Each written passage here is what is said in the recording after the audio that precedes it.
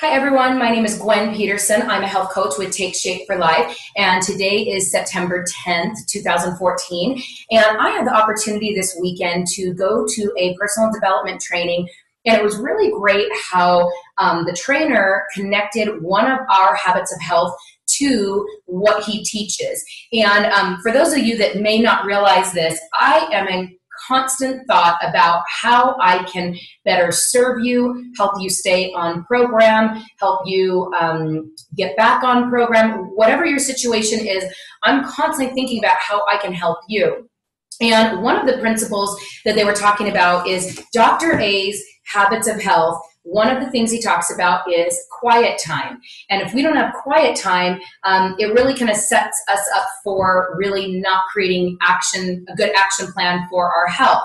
Well, the speaker for our training his name is Dave Blanchard, and this is his book, Today I Begin a New Life. You can buy it on Amazon, or you can go to his website. He is the CEO of the Og Mandino Group. You guys may have read The Greatest Salesman in the World. That's one of the top-selling sales books, and he really talks about how selling and life is not about selling, it's about serving other people. But anyhow, so one of his principles is about mental rehearsal, and that is very similar to quiet time, but he breaks down how to really use mental rehearsal for success. And so thinking about how mental rehearsal can work for you on your health journey is this. So every morning you should be taking 15 minutes of quiet time to really create peace and quiet and comfort in your life. Well, while you're doing that quiet time, what if you took Dave's material on mental rehearsal and start just thinking through, today I'm going to eat 5 meals spaced out every 2.5 to 3 hours. I'm going to eat a perfect lean and green. I'm going to drink my water, and I'm going to have a success at the end of the day. And then you now create, what are the actions behind that? I'm going to maybe take all 5 of my items and put them in a Ziploc bag, and I'm going to plan what my lean and green is going to be. I'm going to get my cup ready with all of my water. So you mentally rehearse what your day is going to look like, and then you put action behind that mental rehearsal to mentally create a great day. But the thing that we don't normally do is put ourselves in that mental rehearsal of, I'm at work and they bring in my favorite meal, like Cafe Rio enchiladas or something like that is not going to be on plan. And then think through, what's the chatter that goes on your head about, oh, okay, the lunch is free. If I just eat once, yeah, it's going to throw me off plan, but then okay, it only takes me 3 days to get back into fat burn, and is that really that bad when the food is free and I don't want to look like I'm on some diet? Okay, listen to all that junk chatter going on in your head and mentally rehearse if you presented with an opportunity today with something that is not in alignment with what you want to mentally create that day through your mental rehearsal. Now, envision yourself walking into the break room and seeing those enchiladas.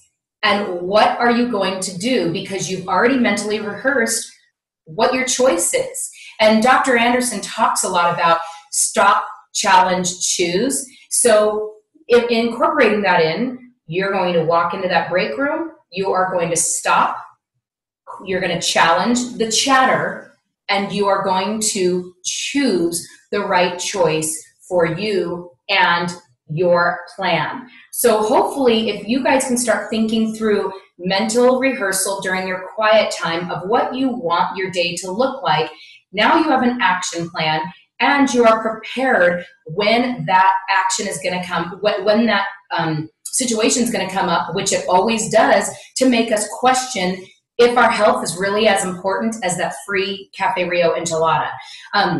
So to take it a step further, and I normally don't like to do long videos, but I hope that this will help you shift this into your personal life. So after I came back from this training this weekend, my cute 12-year-old daughter has just started junior high, and she has a little good group of friends, but her best friend moved away during the summer, so she doesn't have that one friend that knows her well and makes her feel confident and secure that she's not just a third wheel in the group.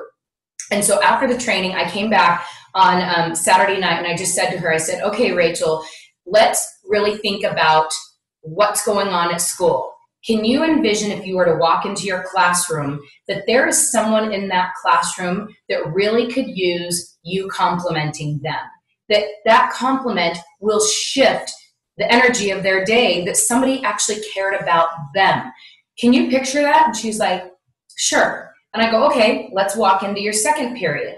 Can you envision yourself walking in the door, scanning the room, and looking for the person that might be kind of hunched over, looking at their desk, fiddling with their papers, that you can tell is really in an insecure situation, maybe because they got in a fight with their parents before school.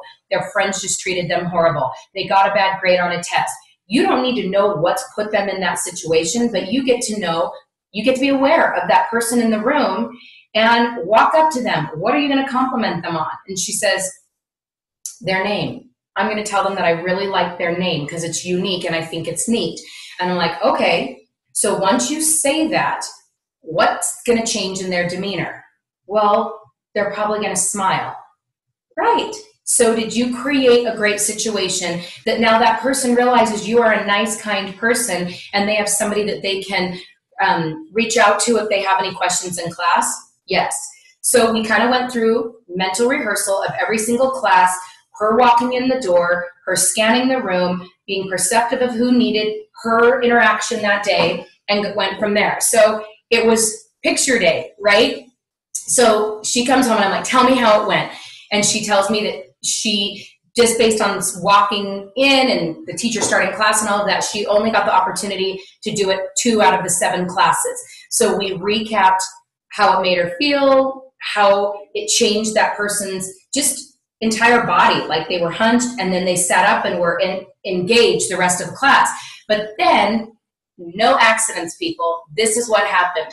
She took her photo, the school photo, and the photographer says to her, you are a natural behind the camera. Did you know that? And she's telling me the story, and you can only imagine. She is just lit up. And I'm like, Rachel, that person gave you one compliment, right? Yes.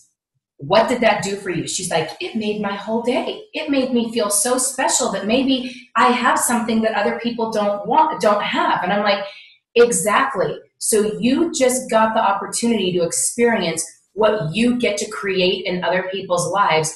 And through that, it will come back around to you tenfold. So paralleling Rachel's experience with our journey in this program is this.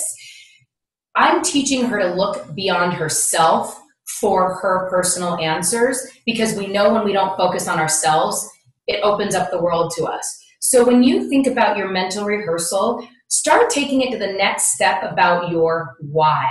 Most of us, our why is not because I want to look thin and I want to look good when I go to the grocery store and have people check me out. I mean, maybe that is what it is, but I know that most of us, that's a surfacey answer. It's a lot deeper than that.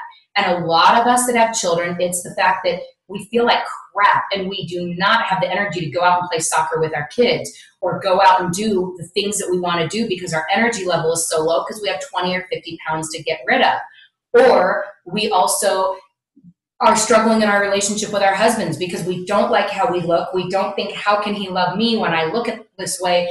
All that chatter is really your why, the reasons why you want to change to healthier habits. So I just challenge all of you to do Dr. Anderson's habit of health of taking 10 to 15 minutes a day, doing quiet time, but really doing Dave Blanchard's mental rehearsral to walk through your day with your food and give yourself the obstacles and rehearse what that's going to look like. And if any of you have not joined the challenge that is going to be coming up, what I love about it is there's a category, the weight loss category, which again, we're not a weight loss company. We are a health and wellness. So that's why this is not a Biggest Loser. It is just anybody that loses 6% or more of their body weight will win a portion of the pot. But if you're a maintainer, which is fine, you get to learn more of these habits of health. And it never hurts to join these challenges just to keep reiterating these habits of health.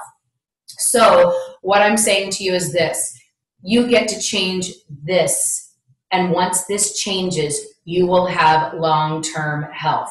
And so I hope that this challenge helps you, and I would love for you to reach out to me once you've done this mental rehearsal for a couple of days to tell me what has shifted for you, because you guys know I love your feedback, positive or negative. So have a great week, and I can't wait to hear your success stories. Bye-bye.